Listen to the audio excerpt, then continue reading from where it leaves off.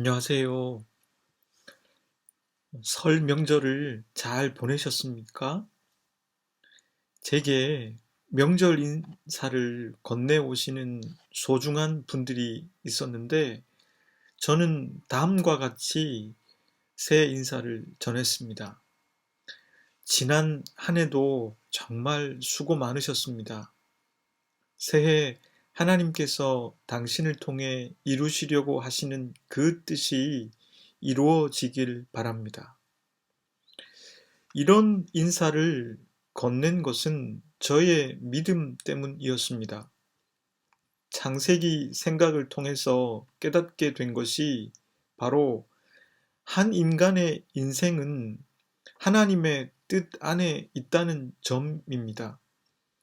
하나님께서는 자연 질서 안에서, 그리고 때로는 초자연 질서로 인간을 이끌고 계신데, 그것은 하나님의 뜻이 이루어지도록 하시는 것입니다. 아브라함, 이삭, 야곱, 요셉의 인생이 그러했습니다. 이제 그 하나님의 약속은 여호수아를 통해서 이루어지게 됩니다. 그는 아직까지 연소했고 지도자로서 서툴렀고 이스라엘 백성들에게 권위를 인정받지는 못했습니다. 하긴 모든 사람의 시작은 이러하겠지요. 그는 이런 가운데 전적으로 하나님을 의지할 수밖에 없었습니다. 자신의 눈으로 직접 보았던 모세가 그러했듯 그는 하나님을 향한 믿음과 약속에 대한 신뢰만으로 나아갈 뿐이었습니다. 그의 리더십은 다른 것이 아니라 오직 하나님 앞에서 행하는 것이었습니다. 이제 본격적으로 그가 자신에게 주어진 인생 안에서 어떻게 하나님의 뜻을 이루어 나갔는지 살펴보겠습니다. 먼저 여호수아 2장의 스토리를 살펴보겠습니다. 여호수아는 시딤이라는 곳에서 두 사람의 정탐꾼을 보냅니다. 두 사람의 정탐꾼은 라합이라는 기생의 집에 들어갑니다. 그들이 라합의 집에 있는데 여리고 왕이 눈치를 채고서 자신의 군사들을 보냅니다. 그들 앞에 선 라합은 지혜롭게 이 상황 속에서 말합니다. 사람들이 오긴 왔는데 자신은 그들이 누구인지 알지 못했고 그들이 왔다가 다시 가 버렸다는 것입니다. 그리고 자신은 그들이 어디로 갔는지는 알지 못하지만 급히 따라가면 따라잡을 수도 있을지 모른다고 말합니다. 그 말을 듣고 여리고의 군사들은 뒤쫓아갑니다. 라합은 지붕 위 3대에 숨겨둔 그들에게 갑니다. 그때 정탐꾼들을 쫓아갔던 군사들이 성문 밖으로 나가고 성문이 닫혔습니다. 이제 정탐꾼들은 여리고 성 안에 갇히게 된 것입니다. 그리고 라합은 그들에게 말합니다. 이 땅을 하나님께서 너희에게 주신 줄을 내가 안다. 너희들이 이집트에서 나올 때에 홍해를 마르게 하신 일, 그리고 아모리의 두 왕 시온과 옥에게 한 일을 들었다. 우리들은 그 일로 말미암아 정신을 잃었다. 너희의 여호와는 하늘에서도 그리고 땅에서도 하나님이시다. 그렇게 말하고는 라합은 자신이 원하는 바를 밝힙니다. 두 정탐꾼이 무사히 돌아가게 할 터이니 나중에 여리고를 정복할 때 자신과 자신의 가족들을 보호해 달라고 합니다. 그리고 라합은 그들을 줄을 달아 내려 도망가게 합니다. 그들은 사흘 동안 숨어 있다가 감시가 좀 느슨해지면 다시 진영으로 돌아가도록 합니다. 그리고 나중에 여리고를 쳐 들어올 때 표식을 삼기 위해서 붉은 줄을 매달았습니다. 그들이 돌아가고 라합은 자신의 창문에 붉은 줄을 맨 것이죠. 두 정탐꾼은 산으로 가서 사흘을 머물렀고 뒤쫓는 자들은 그들을 발견하지 못합니다. 그리고 두 정탐꾼은 산에서 내려와 강을 건너서 여호수아에게로 나아갑니다. 그들은 이렇게 말합니다. 여호와께서 그 온 땅을 우리 손에 주셨으므로 그 땅의 모든 주민이 우리 앞에서 간담이 녹더이다 하더라. 우리들이 스토리를 통해서 살펴본 그 장면의 흐름대로 세 가지의 생각을 해보고자 합니다. 첫째는 여호수아가 정탐꾼을 보내는 장면에서입니다. 본문 1절의 말씀입니다. 눈의 아들 여호수아가 시딤에서 두 사람을 정탐꾼으로 보내며 이르되 가서 그 땅과 여리고를 엿보라 하매 그들이 가서 라합이라 하는 기생의 집에 들어가 거기서 유숙하더니 정탐꾼을 보낸 곳은 시딤이라는 곳입니다. 나중에 여호수아 3장 1절을 통해 보면 요단강을 건너가는 그 출발지도 바로 시딤이었습니다. 그러니 이 시딤은 이스라엘 백성들이 우선 진을 친 진영이었을 것입니다. 유대 역사가 요세푸스에 따르면 이곳은 요단강에서 약 11km 떨어진 지역이라고 했습니다. 적절한 거리에 진영을 만든 것이라고 볼 수 있겠습니다. 그렇다면 그들이 지금 정탐을 하는 대상이 된 지역인 여리고는 어떤 곳일까요? 여리고는 요단 건너편으로 들어가는 길목에 있는 도시입니다. 이곳은 예루살렘에서 약 28km가 떨어진 지역입니다. 그래서 이곳은 예루살렘을 사수하기 위한 전략적 요충지였습니다. 마가복음을 통해서 보면 예수님께서도 이 길을 통해서 요단을 건너 여리고를 거쳐 예루살렘으로 입성하셨습니다. 이 여리고라고 하는 도시의 군사적인 특징은 바로 물이 부족한 도시라는 점입니다. 강수량이 연 150mm 밖에 되지 않는 지역이기 때문에 늘 물이 부족한 곳이었습니다. 근대적인 급수시설이 생기긴 이전인 이때에는 물 부족은 그들의 삶의 일부분이 되었을 것입니다. 그래서 이 도시에는 그렇게 많은 사람들이 살 수 없었습니다.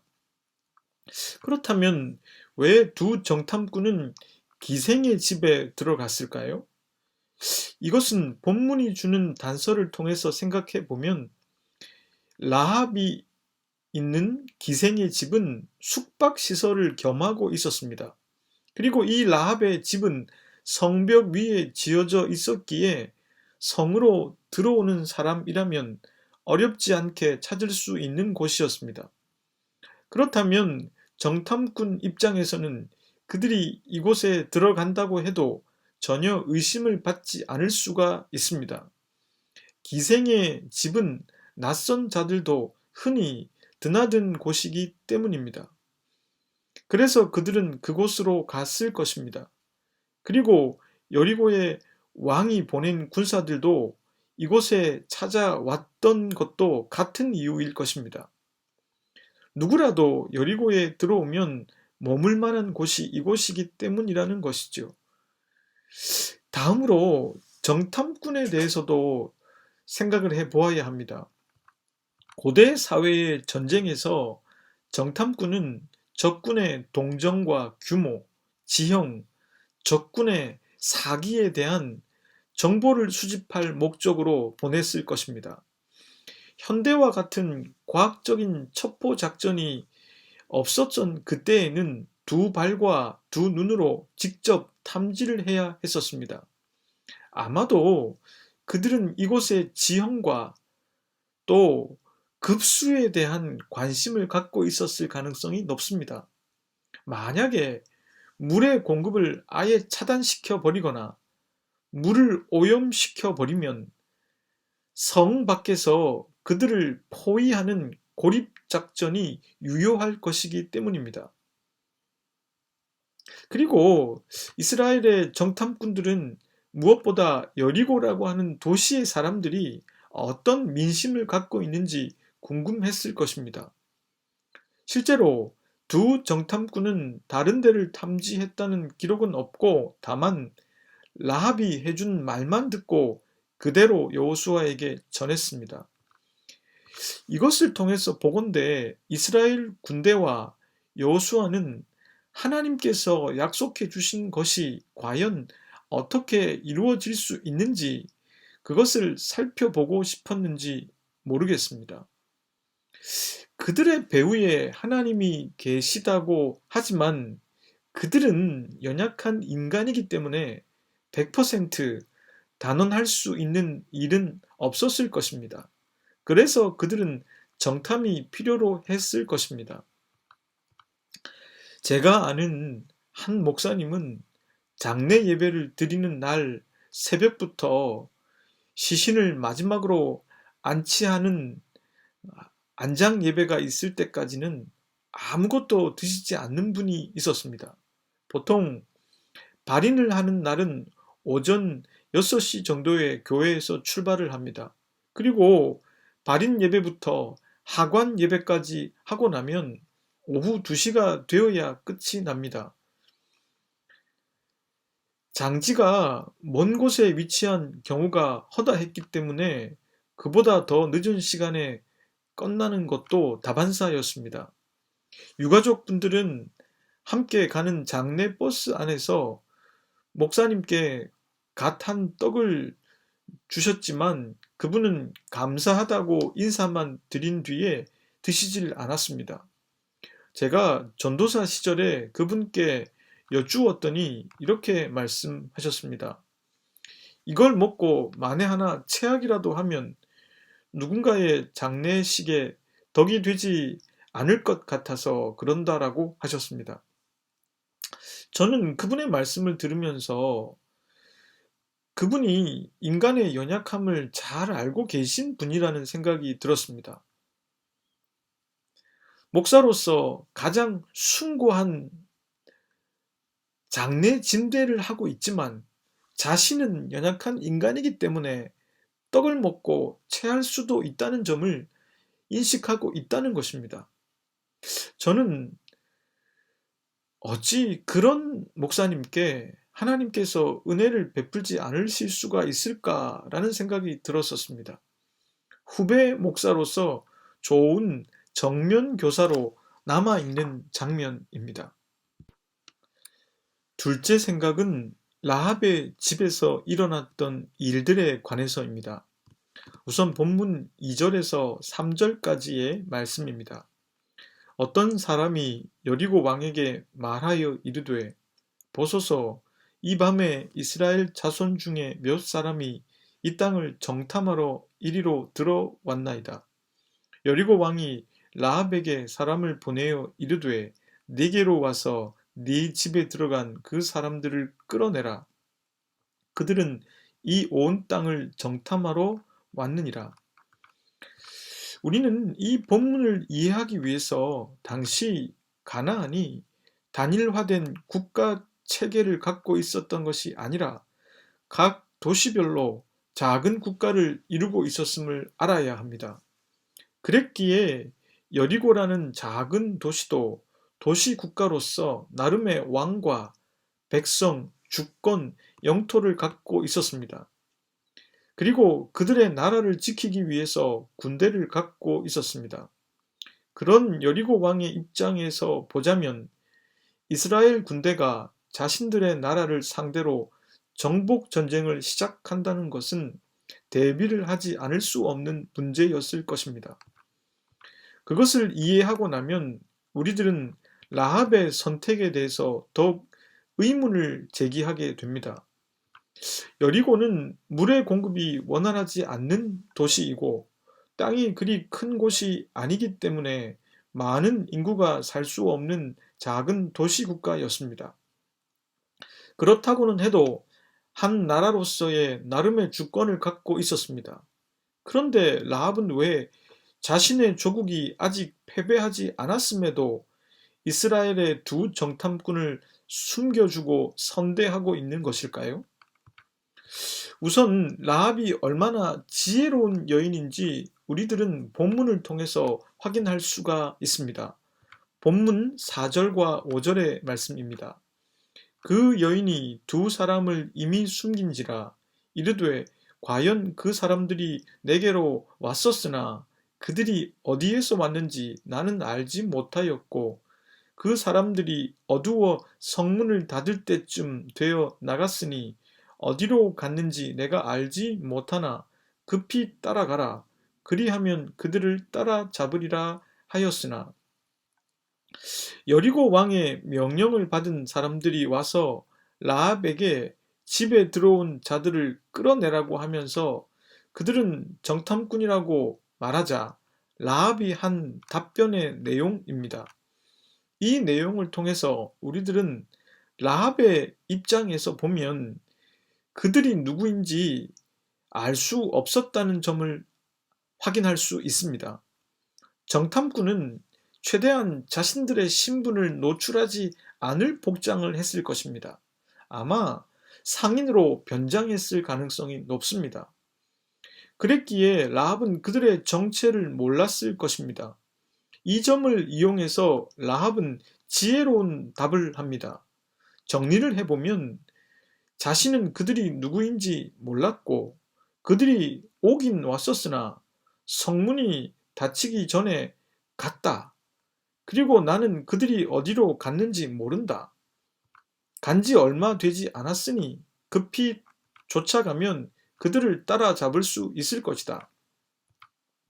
라합이 지혜로운 사람이라는 것은 그녀의 이 알리바이는 자신의 무죄함을 온전히 드러낼 수 있는 논리를 갖고 있다는 점입니다. 자신은 모르고 그들을 자신의 집에 묵게 했다는 것이고 그들은 지금은 가버렸다는 것이고 성문이 닫히기 전에 갔으니 지금 빨리 뒤쫓아가면 잡을 수도 있을 것이라고 한 것입니다. 자신의 무죄함을 논리적으로 말했을 뿐만 아니라 그 군사들이 최대한 이곳에서 빨리 떠날 수 있도록 말했습니다. 만약에 라합이 기생이 아니었다면 이 논리는 성립되지 않았을 것입니다. 자신이 기생이고 숙소를 겸하여 운영하고 있었기 때문에 많은 사람들의 출입이 자유로운 곳이었습니다. 라합은 자신의 신변을 보호하기 위해서 기생이라는 점도 활용하고 있는 것입니다. 만약 가정집이었다면 그 두 사람을 숨겨준 꼴이 되지 않겠습니까?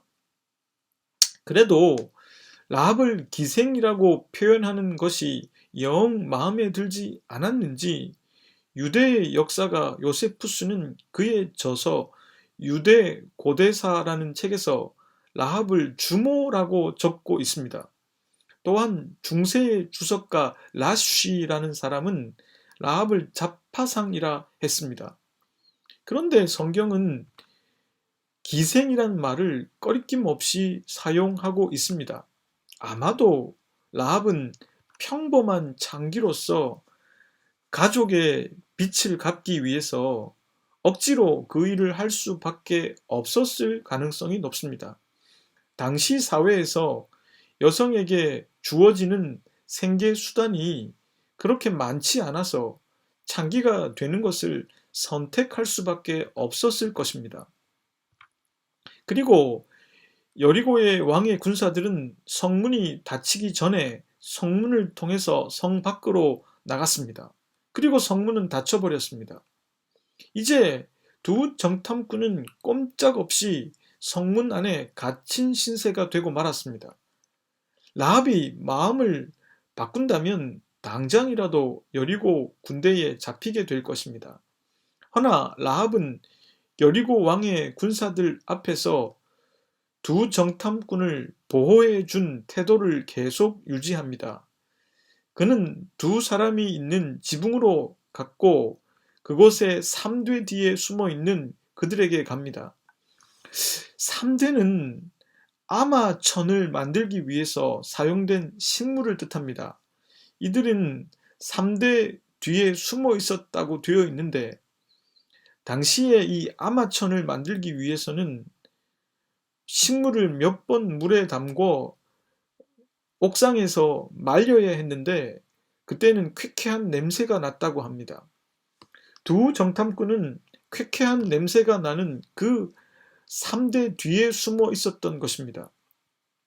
라합이 왜 그런 행동을 했는지 본문 9절과 12절은 다음과 같이 밝혀줍니다. 말하되 여호와께서 이 땅을 너희에게 주신 줄을 내가 아노라. 우리가 너희를 심히 두려워하고 이 땅 주민들이 다 너희 앞에서 간담이 녹나니 이는 너희가 애굽에서 나올 때에 여호와께서 너희 앞에서 홍해 물을 마르게 하신 일과 너희가 요단 저쪽에 있는 아모리 사람의 두 왕 시온과 옥에게 행한 일을 곧 그들을 전멸시킨 일을 우리가 들었음이니라. 우리가 듣자 곧 마음이 녹았고 너희로 말미암아 사람이 정신을 잃었나니 너희의 하나님 여호와는 위로는 하늘에서도 아래로는 땅에서도 하나님이시니라. 그러므로 이제 청하노니 내가 너희를 선대하였은즉 너희도 내 아버지의 집을 선대하도록 여호와로 내게 맹세하고 내게 증표를 내라. 라합은 지혜로운 여인으로서 주변의 정세를 듣고 있었습니다. 그리고 그녀는 하나님께서 어떤 분이신지 조금씩 알게 되었습니다. 적어도 그녀는 하나님의 전능하심을 전해 들었습니다. 홍해를 가르시고 이집트 군대를 수장시키시고 아모리의 왕 시온과 옥을 무찌른 이야기를 들었습니다. 그들이 이와 같은 일을 한 것은 이스라엘 군대의 탁월함이 아니라 바로 하나님이라고 하는 신적 존재의 도움임을 깨달았습니다. 라합은 아직 유일신으로서 여호와 하나님을 믿었던 것은 아닐지 모릅니다.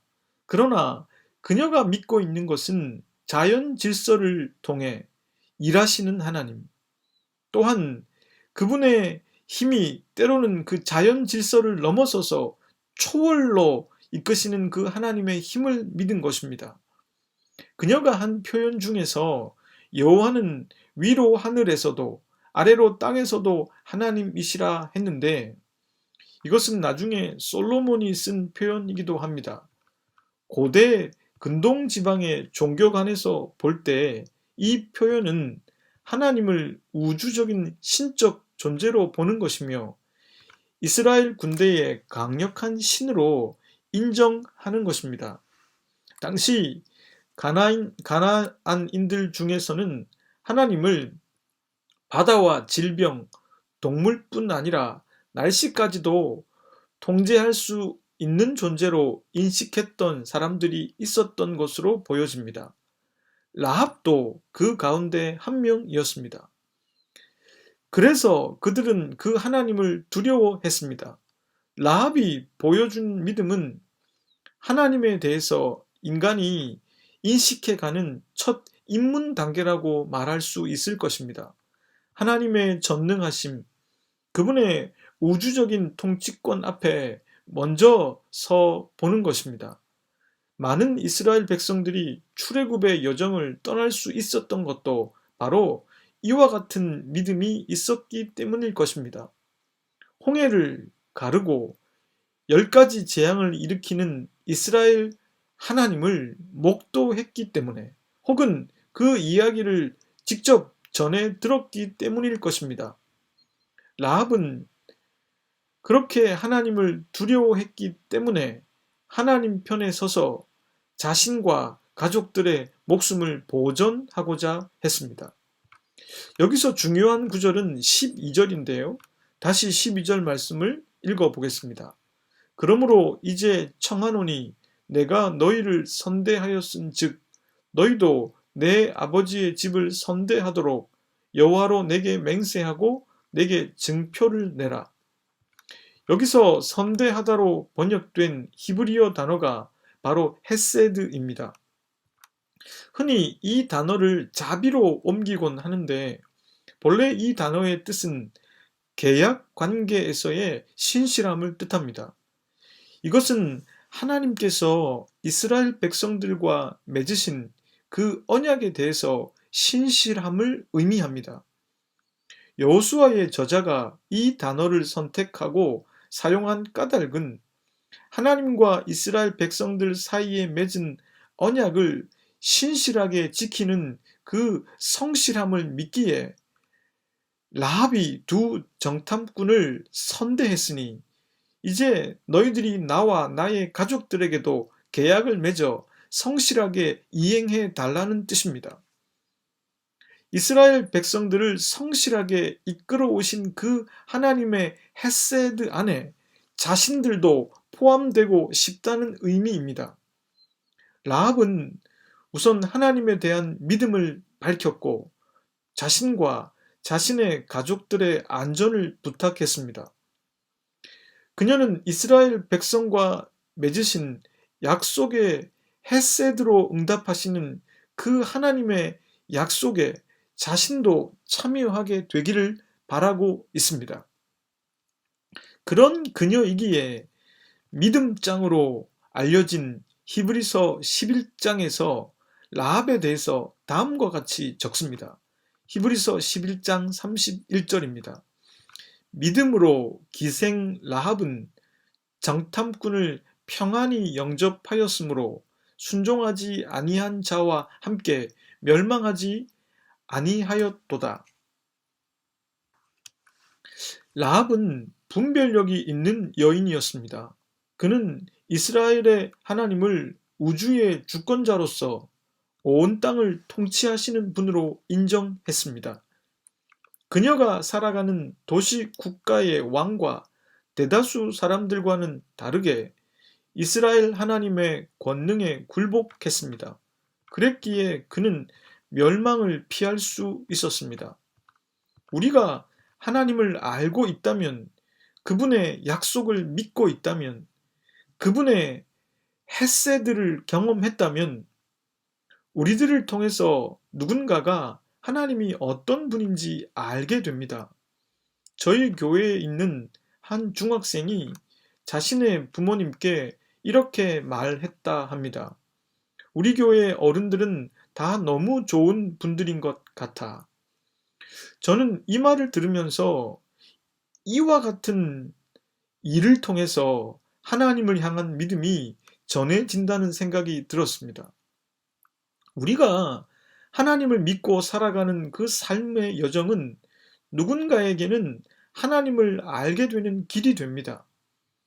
결국 라합을 그렇게 만든 것은 그 언약을 믿고 믿음의 여정을 걸어가고 있는 이스라엘 백성들의 믿음과 그 약속에 신실하게 헤세드로 응답하시는 하나님과의 관계였습니다.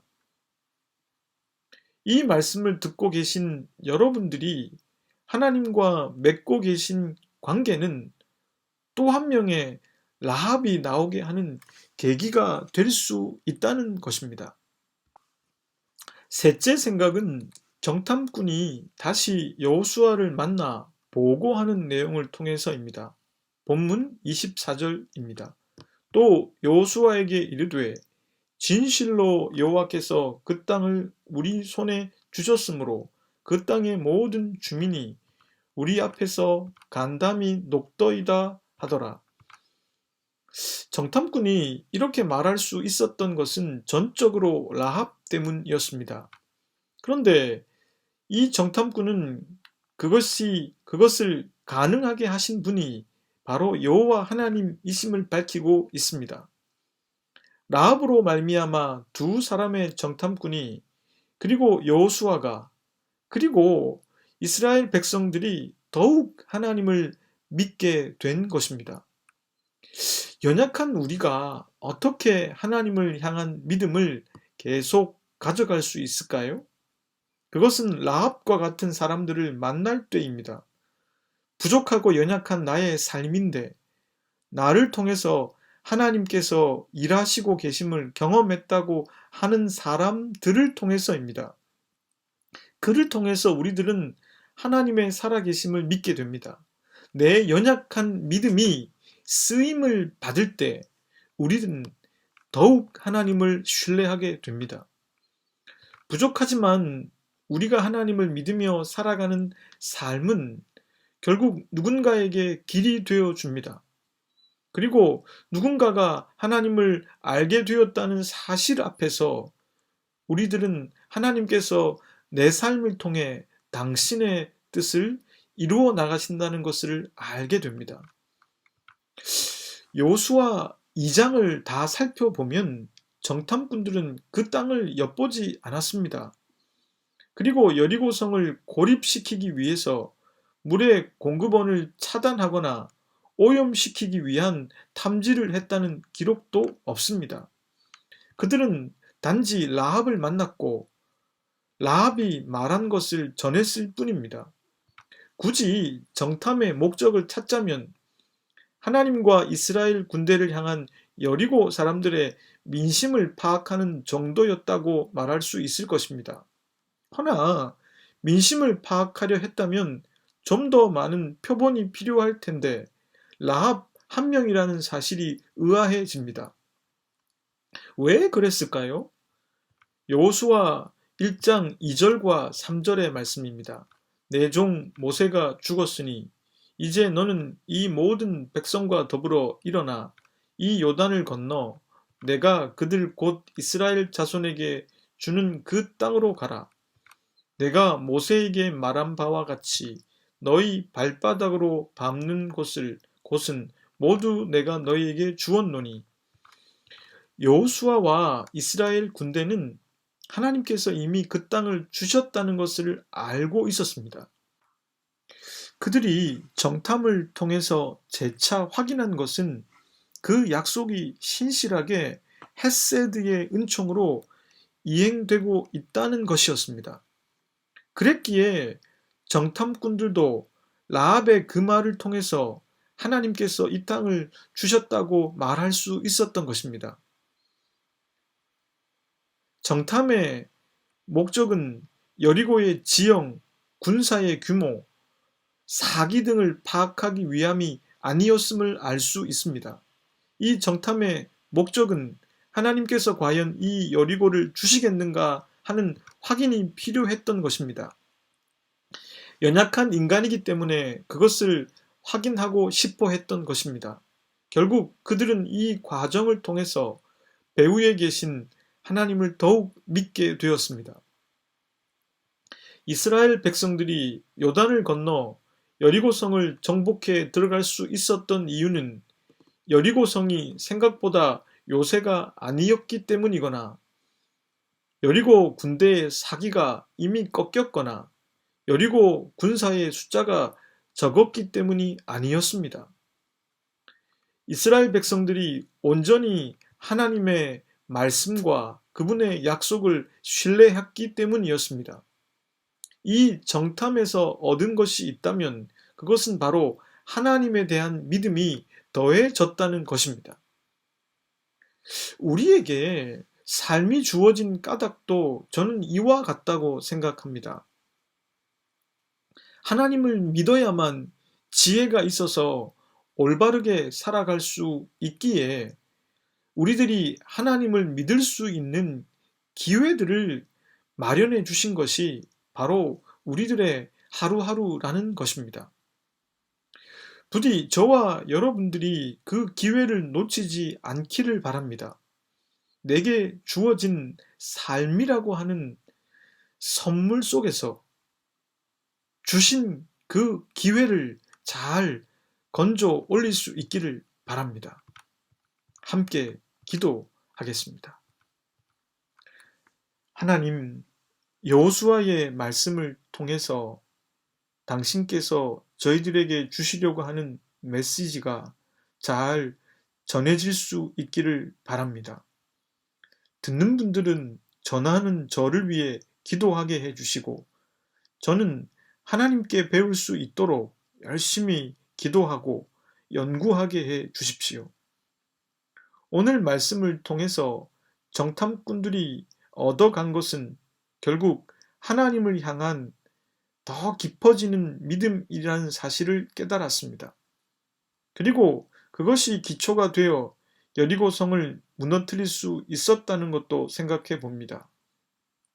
저희들이 삶을 통해 발견해야 할 것은 바로 당신을 향한 믿음입니다. 주어진 삶을 진지하게 살아가는 동안에 또 때론 생기는 문제들을 넘어서는 동안에 당신을 더욱 믿게 되는 저희들이 되게 해 주십시오. 예수 그리스도의 이름으로 기도드립니다. 아멘.